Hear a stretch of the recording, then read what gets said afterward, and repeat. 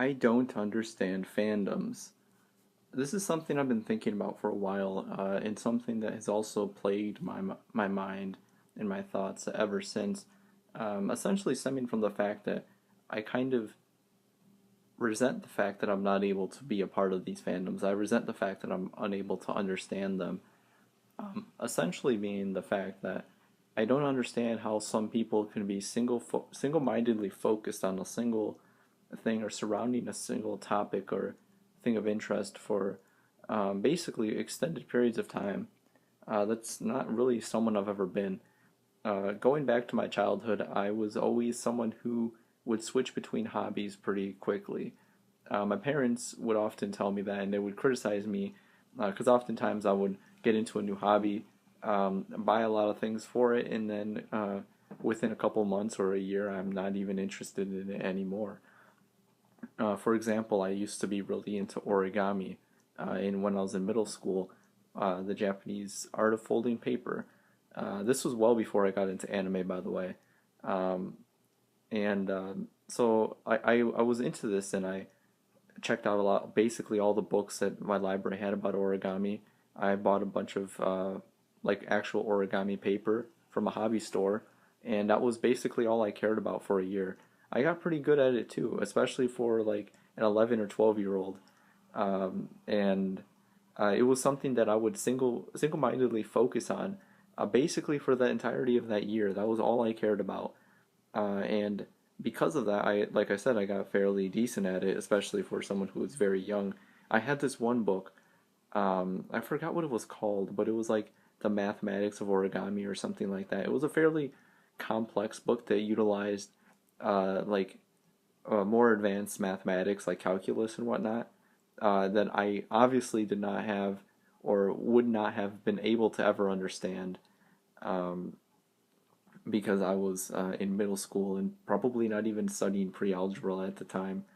But there was some really cool origami to fold in there. Like there was this, it was the titular um, or like the main final boss of the book was this devil, this horned devil. And I remember there was this other kid that was kind of into origami, and we had started like a challenge to see who could be the first one to make it. And I was able to fold it, and eventually I got pretty good at it, and then that was all I did. And there was also like a dragon and whatnot, but basically like I would buy these books or rent the books and basically exhaust every single thing in it. And I think I got fairly good at it, but within a couple months or a year, I no longer cared about origami. I still have the materials locked up in my closet or whatever, and I don't really care about it anymore. Uh, so this brings me back to the thing, this idea of fandoms and why I don't necessarily care about fandoms anymore. I'm gonna go out on a whim here and say it's the fault of things like the internet, because one of the problems I've realized with the internet, uh, especially more recently, is that we are not starved for choice on the internet.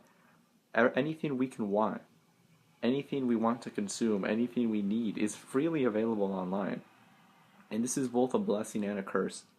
And this is not just relegated to media either. There's a lot of other things, like if you want to learn anything, like if I want to learn how to um, work on more advanced web development, or like what I was learning or relearning Python a couple months ago. Like there are so many free tutorials out there, and like you could basically download any education book or whatever online for free, and like the actual downloading of the program, like the Python programming language itself, you could just start learning that for free. You don't have to pay for anything. You could literally do anything you want online for free if you have the tools and know how to do so. And it's the same thing with like video games or anime. Like basically everything you want for anime is freely available in public trackers, so you don't really have to go out of your way for that. And especially these days, a lot of release groups are putting out anime in better quality than you've ever seen it before. So it's not like you are having to settle for anything. In fact, you have so many choices that you have difficulty choosing between the best one. And it's like the same thing with video games. And this is where I've started to realize it that I've never been the biggest gamer, but with things like Steam when in PC games, that you can purchase Steam games so easily and they're so readily available because they're just selling you a key. They're not selling you a box or a disc or anything. That a lot of people just have Steam libraries full of random bullshit. Just like I do, I have like 100 or something 200 games maybe, and the amount of games I actually play in that is in the single digits. I've maybe completed like a handful of them and kind of returned to another few of them, but like back when I was first getting into PC games, I was like always buying games on sale, but all I would do is return back to playing Team Fortress 2, which is a free game. Um, and like even beyond that, or especially more so beyond that, like with emulation and stuff, you can download most, if not all, consoles, except with a few exceptions, have emulators that are freely available. A lot of them are open source, so you can just download them for free. Um, and all ROMs you can find online as well. And so basically, you could play any video game that existed in history on your fucking computer, and uh, like there's nothing stopping you besides a little bit of research and configuring an emulator or like setting up some drivers for your controller if you need to. So because of this, that I feel like a lot of people are not necessarily holding that same mindset they might have had as a kid. Like when I was a kid, just like I explained previously, like I would get into these hobbies and I would be single-mindedly focused on these hobbies over an extended period of time, though they were always limited. But it was during this time when that was literally all I cared about, and that was because I really didn't have anything else going on. It's not like school was particularly difficult when you're in middle school, and like I didn't have a game console or anything. I wasn't much of an internet user either at the time. So like all I would do is uh, do origami and pretty much nothing else. That was all I cared about. And I think this is because I didn't realize the amount of choice I had, um, or simply just because I was a kid. I think a lot of times, a lot of people will express that when they were a kid, they felt like you were able to enjoy things more. A lot of people share a fondness for like JRPGs, especially playing them in the 90s on their Super Nintendo or PlayStation 1. Because back when they were a kid, they basically had unlimited time to play these things that you go to school, you don't really have any incentive to do homework, so you just spend a lot of time playing these multi hour, like these 40 plus hour JRPG experiences because you can, because there is time to do it. And nowadays, a lot of people don't have the time to do that. Myself as well, and it also has to do with the attention span too. Uh, and in addition to that, it's also that there are so many other options competing with that even if it's really good and you're enjoying it, you're always looking to new horizons, even if you don't necessarily mean to. Like I've been I've been reading Subarashi Kihibi, the visual novel, for since August of this past year, and even though I think it's probably one of the best things I've ever read, it's just a very lengthy novel, visual novel, I mean, and it's just taking me so long. And then there are some periods where I just lose interest entirely, and I shift gears to something else, and then before finding myself returning back to it.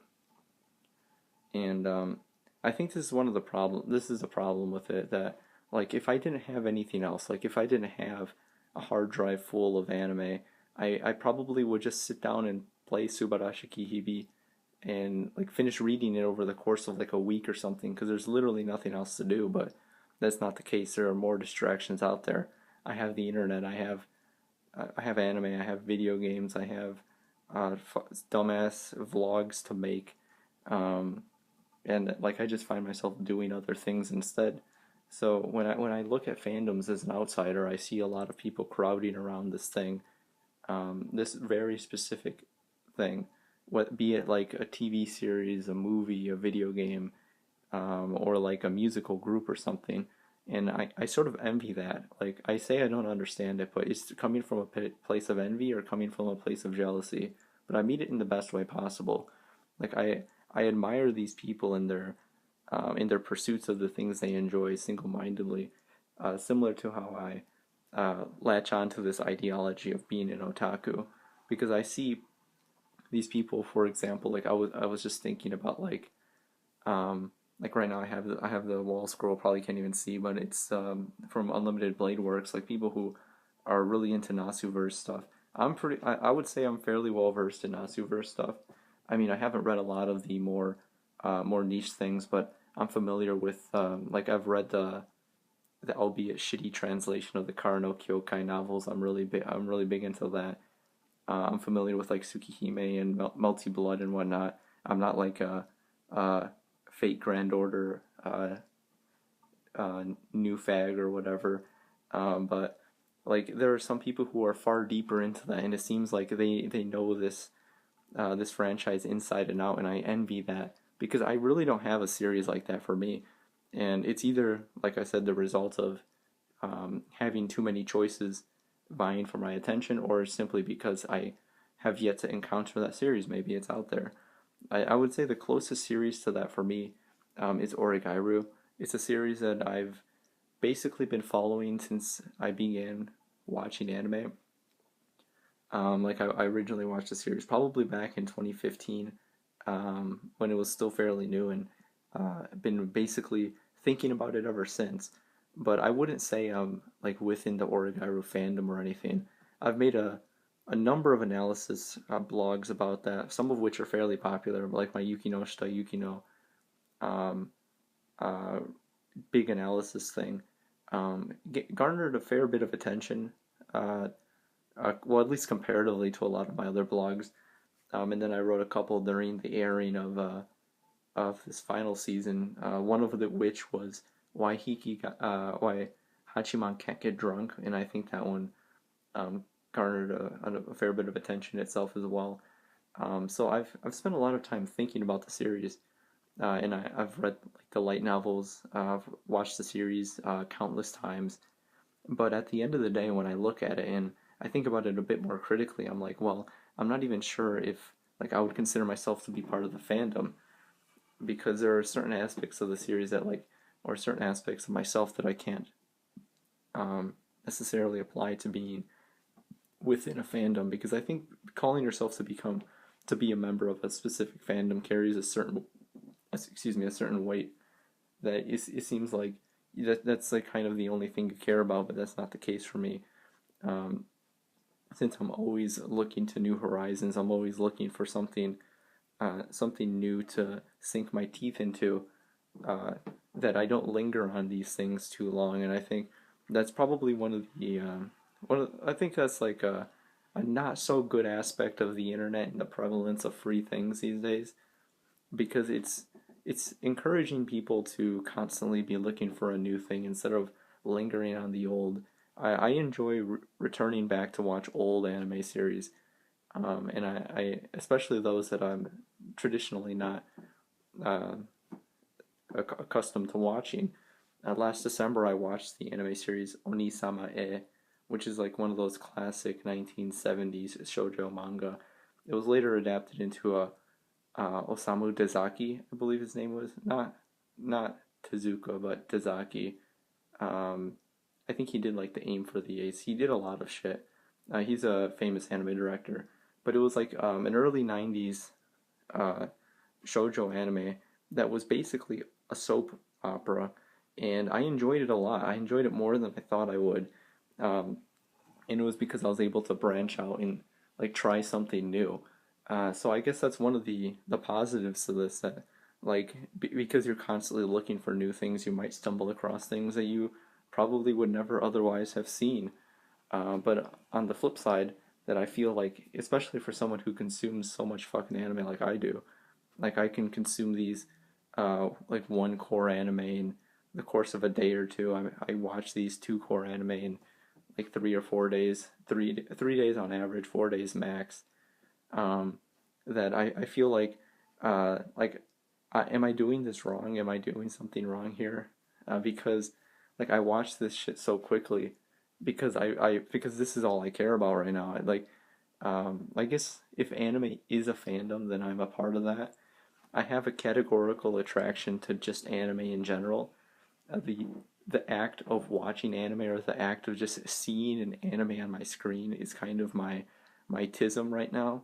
Um, that I guess like it's probably the longest lasting hobby I've had in my life, at least compared to a lot of other things. I was into reading for a very long time, but like that just mostly evolved. It evolved into like reading light novels or visual novels or whatever. But like I've always been reading my entire life. I don't think that will be surpassed. But I've been watching anime since like 2013, 2014 ish. And basically that's all I've been doing every day ever since. I have other interests like video games and whatever, but those are mostly like a side thing, and my main thing is watching anime. So I guess that's my fandom.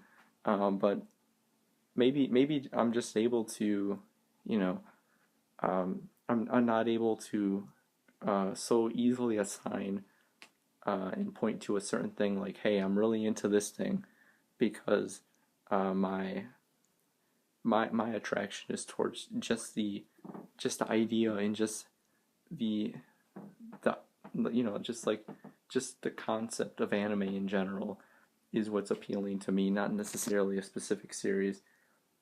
Whereas I feel like a lot of people with specific series might not necessarily be a fan of all anime. They just really specifically like this one, so that's what they return to.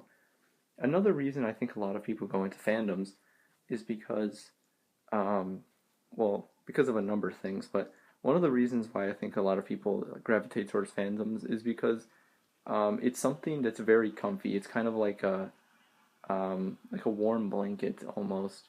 That it's something that they could return to and consistently think about that makes them feel good because they might be dealing with a lot of external stressors or whatever, or they might be someone who works like a wage slave job and like they don't really have time to appreciate the things they once were able to, so they find themselves um, returning to think about these things within a fandom and like vicariously living within them. And this is like why people call it escapism, um, because they find these things to be like their comfort zone, um, or something that reminds them of childhood. Like that's why a lot of people like Sonic games or Nintendo games, or specifically like Pokemon games. Um, but like um, for an example for this is a couple years back during the most recent and hopefully the last Parz on Suicide Watch arc. I got really into Kingdom Hearts. I never played Kingdom Hearts growing up, but I had played it on an emulator like a year before that when I first got into uni. Played the first game. It wasn't even the final mix version. It was just like the vanilla PS2 game. Um, but it was during sophomore year of university when I was going through this aforementioned Suicide Watch arc, and I wasn't exactly in the best mental state.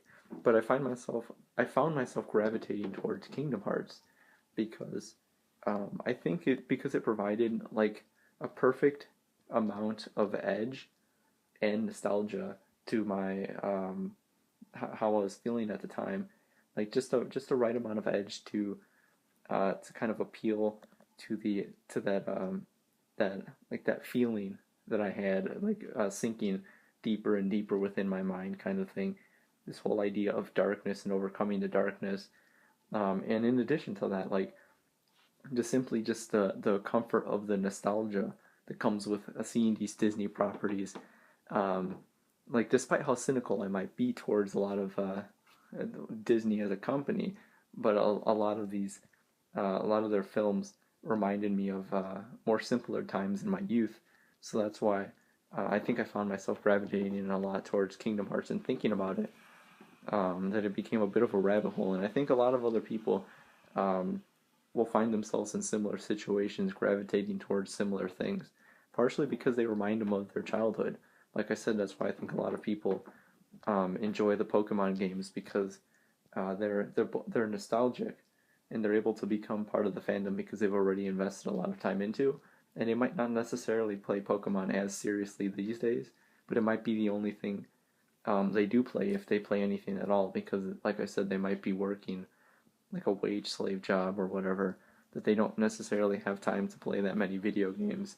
Because if they did have a lot of time to play video games, they probably will be in a similar situation where where they feel like, hey, I don't feel like I'm part of a fandom because there's so much stuff to consume. There's so much anime to watch, so many games to play, not enough time. Um, to wrap things up here, um, basically, like, I don't understand fandoms because I kind of wish I was a part of them. And the reason I don't understand them is because I have so much freedom of choice and I have so many things that are on my plate that I feel like I am restricting myself from enjoying the things that I consume to their fullest because I'm always looking to new horizons. So I think it's kind of beneficial or more not kind of but definitely beneficial. And one of the reasons why I started anime blogging in the first place as well was because like it allows me time to let these things sink in. And if there is something that I do stumble across that hey, that's good. It allows me to think about it and let these, like I said, let these ideas sink in and allow myself to appreciate this thing more, and take it easy a bit before, um, just giving it like an 8 or 9 out of 10 on Mal, and then moving on to the next thing I have on my fucking anime queue thing right here, that will never be completed. It's not gonna focus. Um, so it's like, hey, I got all this shit to watch. I have this giant plan to watch list, but it's never going to be watched because it will continue. It's an endless cycle. There's not enough time. I'm gonna die before I finish watching all the anime or playing all the games I want. So it's kind of like min-maxing this kind of thing.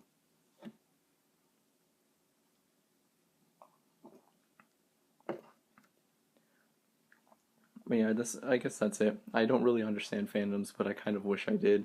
I kind of wish I was a part of one. But at the same time, um, I'm able to appreciate the fact that I'm not, because if I was a part of a fandom, then I don't think I would be able to have as much of a diverse taste as I do, because I would be kind of essentially restricting my ability to watch these other things or experience these other things because I'm so single-mindedly focused on one specific series or one specific piece of art.